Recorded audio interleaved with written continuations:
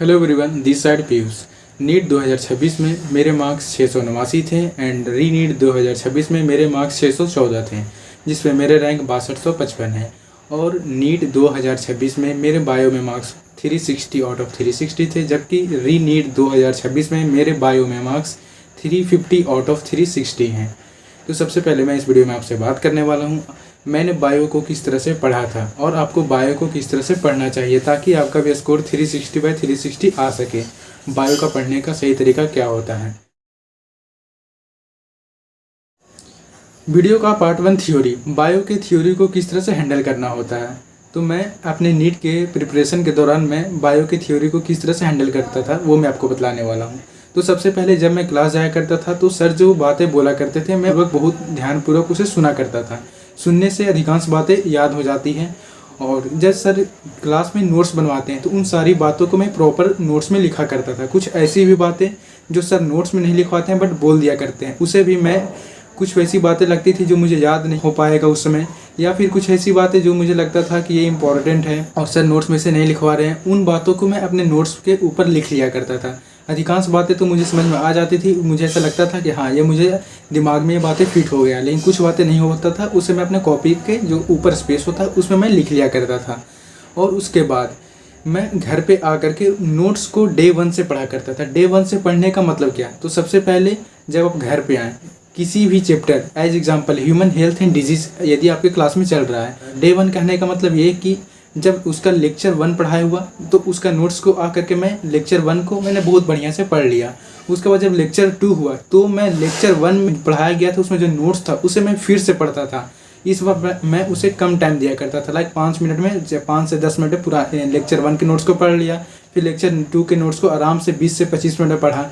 फिर जब लेक्चर 3 पढ़ाया हुआ हमारे क्लास में तो मैं लेक्चर 1 और 2 के नोट्स को फिर से 5-10 मिनट पढ़ लिया। उसके बाद 20 से 25 मिनट लेक्चर 3 को दिया। फिर जब लेक्चर 4 पढ़ाया हुआ तो भी मैं लेक्चर 1 यानी डे 1 से ही नोट्स को पढ़ता था, यानी कि जो उसमें जो डे 1, डे 2, डे 3 में जो पढ़ाया हुआ था उसे फिर से मैं पढ़ता था। 5 से 10 मिनट में मैं उसके नोट्स को पढ़ लेता था। उसके बाद मैं लेक्चर 4 के नोट्स को फिर 20 से 25 मिनट आराम से पढ़ता था। इस तरह मैं नोट्स को डे 1 से पढ़ा करता था। इस तरह पढ़ने से जो नोट्स होता है वो आपके माइंड में अच्छे से फिट हो जाता है। और उसके बाद अब बात आता है एनसीईआरटी को। एनसीईआरटी को किस तरह से पढ़ना चाहिए, मैं किस तरह से पढ़ा करता था। तो एनसीईआरटी को पढ़ने के लिए सबसे पहले जिस दिन में मानिए कि ह्यूमन हेल्थ एंड डिजीज़ का लेक्चर 1 हो चुका है तो उस लेक्चर 1 के में जो पढ़ाया हुआ है उससे रिलेटेड जो भी एनसीईआरटी में पॉइंट्स है मैं उसे पढ़ लिया करता था। उसे मैं ध्यान से पढ़ा करता था 20 से 25 मिनट में। इसे भी मैं डे 1 से पढ़ा करता था। डे 1 कहने का मतलब एनसीईआरटी के मामले में क्या है कि जो लेक्चर 1 में पढ़ाया हुआ उसे तो मैंने आकर के 20 से 25 मिनट में उससे रिलेटेड पॉइंट जो एनसीईआरटी में लिखा है मैं उसे ध्यान से पढ़ लिया। उसके बाद जब लेक्चर 2 हुआ तो उससे रिलेटेड जो एनसीईआरटी में पॉइंट है उसे मैंने 20 से 25 मिनट पर पढ़ा। लेकिन उससे पहले मैंने लेक्चर 1 के जो एनसीईआरटी था उसे मैंने पढ़ा। उसके बाद जब लेक्चर 3 हुआ तो उस पहले मैं लेक्चर 1 और 2 का एनसीईआरटी 5 से 10 मिनट पहले पढ़ लिया। उसके बाद मैं लेक्चर 3 के एनसीईआरटी को 20 से 25 मिनट में अच्छे से पढ़ा। किस तरह से मैं एनसीईआरटी पढ़ता था, तो एनसीईआरटी में नॉर्मली पढ़ते जाता था। उसके बाद मोस्टली बातें तो सर क्लास में बोल दिया करते थे, मोस्टली बातें समझ में आ जाती थी। और उससे रिलेटेड जो पॉइंट हुआ करता था नोट्स में तो सर लिखवाते ही थे, प्लस में कुछ लाइन तो मैं लिख ही लेता था जो मुझे लगता था कि सर नहीं लिखवा रहे हैं बट ये मैं आगे जाकर के भूल जाऊँगा, उन लाइन को मैं लिख लिया करता था। उसके अलावा मुझे ऐसा लाइन जो एनसीईआरटी में लगा कि हाँ सर ने इन्हें अच्छे से नहीं समझाया, या फिर किसी तरह का लाइन जो मुझे नहीं समझ में आ रहा है एनसीईआरटी में वो लाइन है वैसी लाइन, या फिर कुछ ऐसे लाइनें हुआ करती थी जो स्टेटमेंट बेस्ड हुआ करता था कि लगे ये इंपॉर्टेंट लाइन है, या फिर कुछ ऐसे लाइन हुआ करती थी जो कि लगता था कि हाँ ये लाइन जो है ये डायरेक्ट लाइन वाइज लाइन है, ये हो सकता है आगे चलकर मैं भूल जाऊंगा, या फिर थोड़ा टेढ़ा लाइन है, वैसी लाइन को मैं नोट्स में लिख लिया करता था। उससे मेरा जो एनसीईआरटी का भी जो सारा पॉइंट था वो मेरे नोट्स में आ जाया करता था। प्लस में जो एनसीईआरटी में वह जो लाइन था उसे मैं अंडरलाइन कर लिया करता था। उससे बस उसी लाइन को मैं अंडरलाइन किया करता था, सारे को मैं अंडरलाइन नहीं किया करता था। तो मैं जब लेक्चर 3 मेरा पढ़ाई हो रहा था तो मैंने लेक्चर 1 और लेक्चर 2 के एनसीईआरटी को पढ़ने का यही मेरा तरीका था। जो मैं अंडरलाइन करता था उससे रिलेटेड जो एनसीईआरटी के पॉइंट था मैं उसे पढ़ता था। प्लस में लेक्चर 3 जब चल रहा था तो लेक्चर 3 के मैंने अच्छे से जितना पढ़ाई हुआ था उसे मैंने 20 से 25 मिनट में अच्छे से मैंने पढ़ लिया था। फिर जब लेक्चर 4 स्टार्ट हुआ तो मैंने लेक्चर 1, लेक्चर 2, लेक्चर 3 में जो क्लास में रिलेटेड उससे पढ़ाई हुआ था, उससे मैंने जो अंडरलाइन किया था, कुछ पॉइंट को मैं अंडरलाइन करता था, जैसे कि मैंने आपको बतलाया। उस लाइन को मैंने जब लेक्चर 4 पढ़ाया हुआ तो उस दौरान फिर लेक्चर 1, लेक्चर 2, लेक्चर 3 के उस एनसीईआरटी के लाइन को मैंने 5 से 10 मिनट पढ़ लिया। उसके बाद फिर लेक्चर 4 का जो एनसीईआरटी है, उस लेक्चर 4 से रिलेटेड जो एनसीईआरटी की पॉइंट्स हैं, उसे मैंने 20 से 25 मिनट में अच्छे से पढ़ लिया। इससे मेरा पैरेलली एनसीईआरटी जो था अच्छे से कंप्लीट होता जाता था। इस तरह मैं एनसीईआरटी को पढ़ा करता था। क्वेश्चन प्रैक्टिस किस तरह से करना चाहिए? तो सबसे पहले जो क्लास में, लेक्चर में जो पॉइंट से रिलेटेड पढ़ाई हो रहा है, एज एग्जांपल कि बायो की क्लास में आज एनिमल किंगडम का फाइलम पोरीफेरा पढ़ाया हुआ, तो पोरीफेरा से रिलेटेड मॉड्यूल में या फिर और भी किताबें जो मेरे पास हैं उसमें रिलेटेड जो भी क्वेश्चंस हैं उसे मैंने लगा लिया।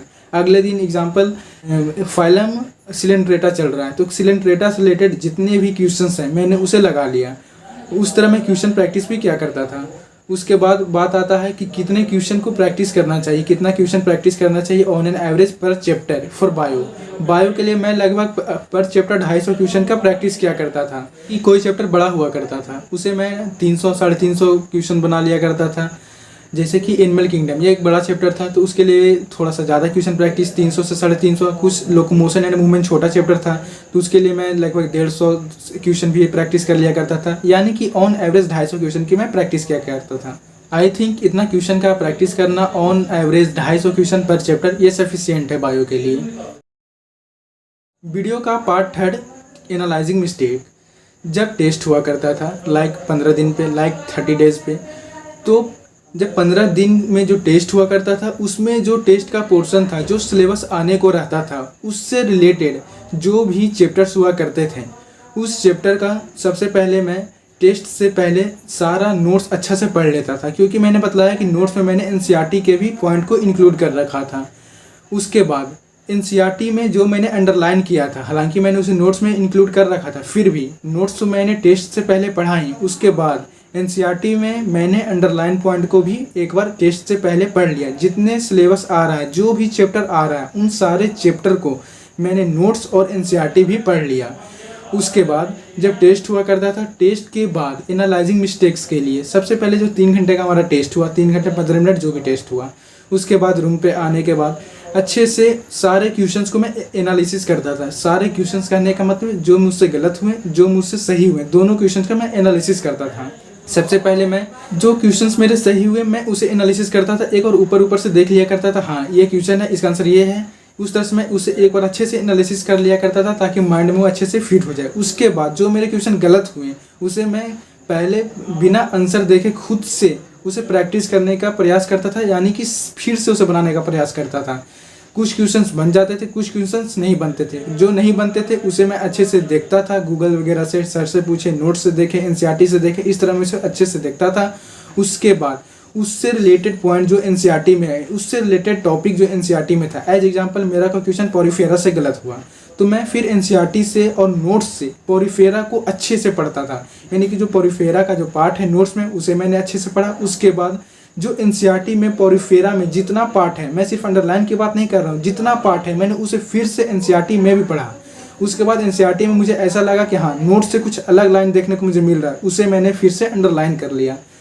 इस तरह मैं नोट्स को पढ़ा करता था और एनसीईआरटी को बाकी अंडरलाइन किया करता था, और मोस्टली बातें एनसीईआरटी की मैं नोट्स के अंदर इंक्लूड कर दिया करता था। इस तरह मैंने अपने नीट जर्नी के दौरान बायो के लिए इस तरह से मैं पढ़ा था, और फाइनली मेरा score 360 out of 360 in NEET 2026 में, एंड री नीट 2026 में मेरे 350 आउट ऑफ 360 मार्क्स गेन हुआ।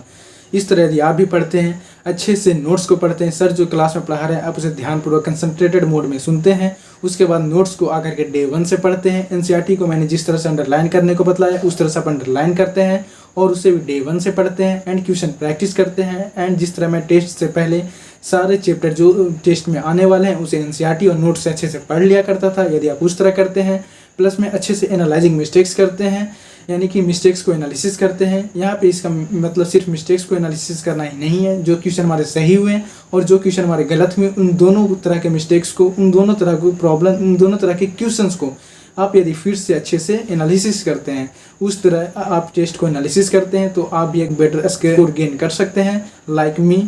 Okay guys, thank you, all the best.